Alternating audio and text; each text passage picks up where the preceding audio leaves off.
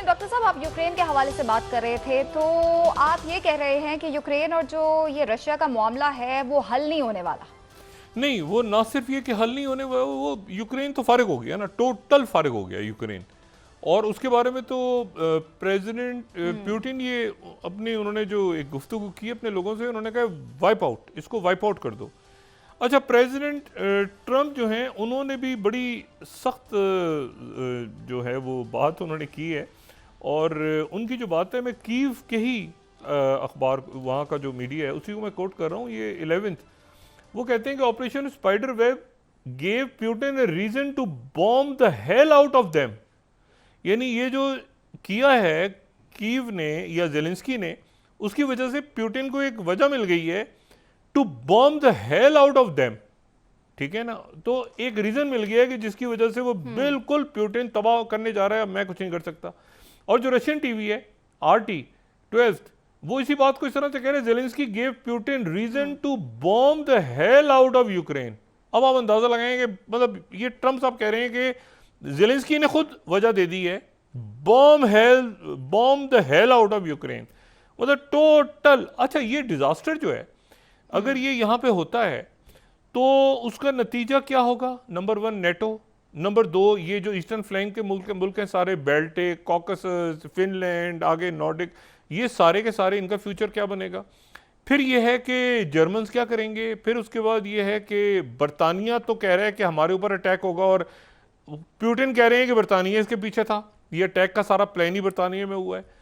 तो ये अब मामला जो है, ये यूरोप इसमें से कैसे निकलेगा, बरतानिया कैसे निकलेगा, सारे ही मुल्कों को खतरा है इस वक्त, खास तौर पे उन मुल्कों को जो कि यूक्रेन के लिए एक हद से ज्यादा आगे चले गए थे। दूसरी बात यह है कि टेस्ला के साथ क्या हुआ है। टेस्ला के 160 बिलियन डॉलर्स इलॉन मस्क के साफ हो गए हैं स्टॉक मार्केट से। ये मैं 5th स्लाइड यहां पे दिखा रहा हूं। टेस्ला के शेयर देखें कैसे ऐसे गिरे हैं टेस्ला के शेयर, जैसे ही प्रेसिडेंट ट्रंप से उनकी लड़ाई हुई है। तो अगर हम 5th स्लाइड दिखा सकें तो टेस्ला पूरी दुनिया में, पहले टेस्ला नुकसान में था, वो बिल्कुल नीचे गिरा है, और 160 बिलियन डॉलर्स उसके वाइप आउट हो गए हैं टेस्ला के। और अभी उसमें रोबो टैक्स और बाकी जो उनके स्टार लिंक और बहुत सारे और उनके प्रोजेक्ट्स थे, वो भी सारे इफेक्ट होने जा रहे हैं इलॉन मस्क के। दूसरी मैं आपको बात ये बताऊं कि देखिए G7 का इजलास जो है, उसमें पहले तो ये खबर आई कि जी भारत के जो वजीर आजम है नरेंद्र मोदी, उनको नहीं बुलाया जा रहा।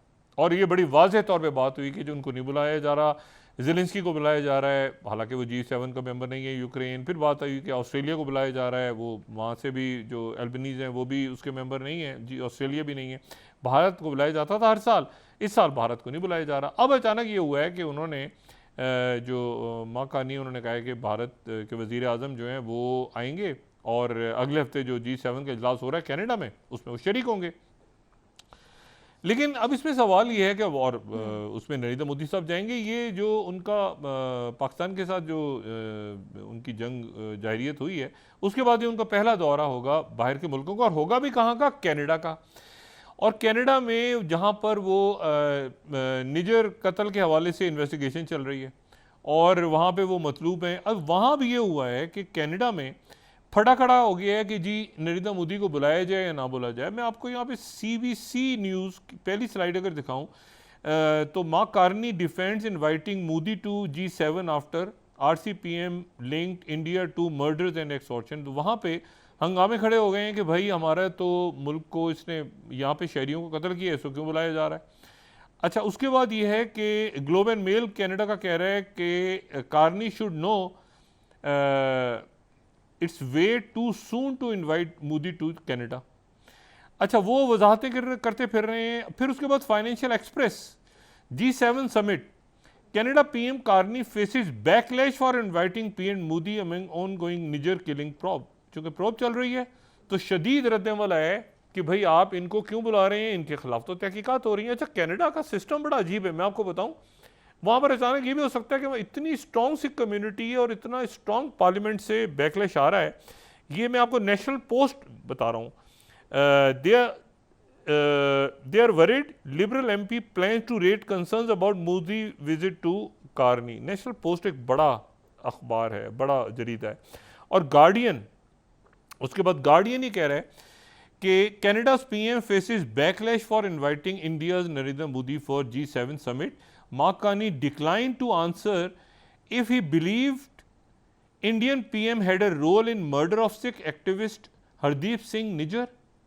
ये गार्डियन की खबर है। अच्छा, अब सवाल ये है कि वहाँ पर ये सूरत हाल इतनी ट्रिकी है कि वहाँ पर कुछ लोग ये कह रहे हैं कि जी एक तो मुजाहरे होंगे, हंगामे होंगे, वो तो सारा होगा, लेकिन उसके साथ ये जो बात है, ये बात इसलिए ज़्यादा तशवीशनाक है, इसमें थोड़ा सा बड़ा करेंगे तो इसमें ज़रा गार्डियन खास तौर पे ये देखें ना, देयर वरिड, ये नेशनल पोस्ट है, देयर वरिड के liberal MP plans to raise concerns Modi visit के। अच्छा, कहानी में गार्डियन जो है वो ये कह रहा है कि जी वहाँ पे अच्छा, अब इशू ये है कि वहाँ कोशिश हो रही है कि एक बहुत बड़ा ग्रुप ये कोशिश कर रहा है कि प्राइम मिनिस्टर मोदी जैसे कनाडा में लैंड हो उनको गिरफ्तार कर लिया जाए, निजर के कत्ल के इल्ज़ाम में इनको गिरफ्तार कर लिया जाए और वो वहाँ पे उनके ICC और ICJ और बाकी जो उनकी पुलिस है और उनको इन्वेस्टिगेशन के लिए बिठा लिया जाए, क्योंकि ये इस कत्ल की इन्वेस्टिगेशन जो है, दूसरी इन्वेस्टिगेशन इसी से मुतल्लिक वो अमेरिका में हो रही है, और जिसकी वजह से अजीत दोवल ट्रैवल नहीं कर सकते,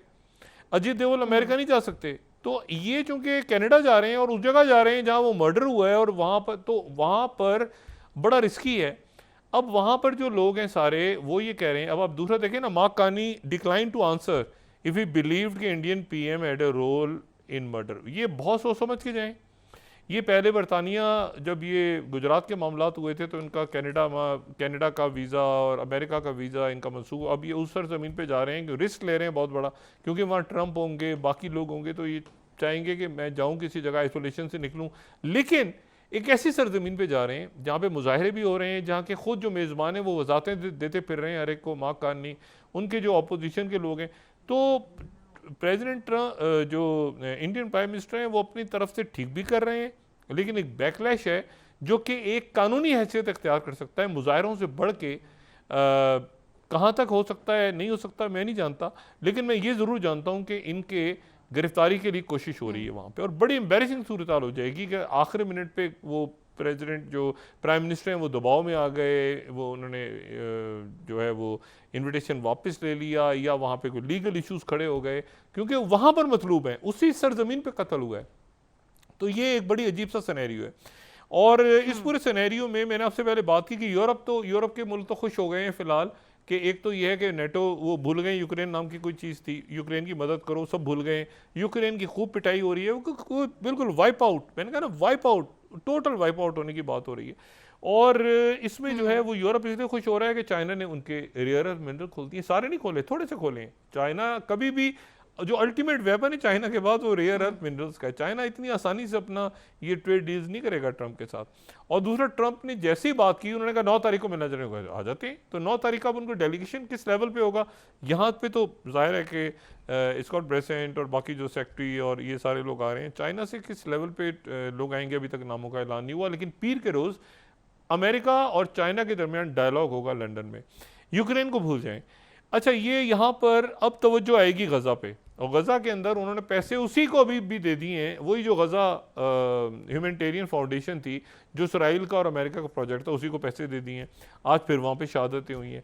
ज़्यादा अरसे ये चल इसलिए नहीं सकता कि अब इसराइल ने फिर लेबनान पर अटैक कर दिया है, और लेबनान में जनरल जोसेफ ऑन है। और ये ज़हन में रखें कि जो ये समर के दिन है ना, ये जो इसमें लेबनान में बहुत बड़ी तादाद में लोग आते हैं। जो लोग थोड़ा सा भी लेबनान की का कल्चर समझते हैं, वो इसलिए नहीं आते कि मौसम अच्छा होता है, वो वहाँ इसलिए आते हैं कि उनको, वो कहीं पर भी होते हैं ना, एक उनका ट्रेडिशन है कि ये जो समर के दिन है इसमें उनके होटल्स, उनके जो रेस्टोरेंट्स हैं, उनके जो पार्क्स हैं, उनके जो बाकी का, वो सारे बहुत ज़्यादा एक्टिव हो जाते हैं समर के दिनों में। और बहुत दुनिया भर से जो लेबनान के लोग हैं वो समर में यहाँ पर वो आते हैं, यहाँ पर उन्होंने अटैक शुरू कर दिए दोबारा। और ये जोसेफ ऑन जो है, इनके साथ सऊदी अरेबिया और बाकी अरब ममालिक हैं सारे। तो वो अब इसराइल जो है उसको यकीनन अब एक बड़ा शदीद प्रेशर है स्टीव विटकॉफ की तरफ कि भाई आपने उधर यूक्रेन का तो फैसला कर दिया, चाइना का तो कर दिया, अब इधर क्या करना है, क्योंकि इधर अरब ममालिक सारे जो हैं ये खुद प्रेशर में कि भाई इधर से आप हर जगह बात करते हैं, हर मीटिंग में बैठ के बात करते हैं, मैं इतने ट्रिलियन कतर से ले आया, इतने ट्रिलियन सऊदी अरब से ले आया, इतने इधर से ले आया, लेकिन आपने गजा का मसला तो हल नहीं किया।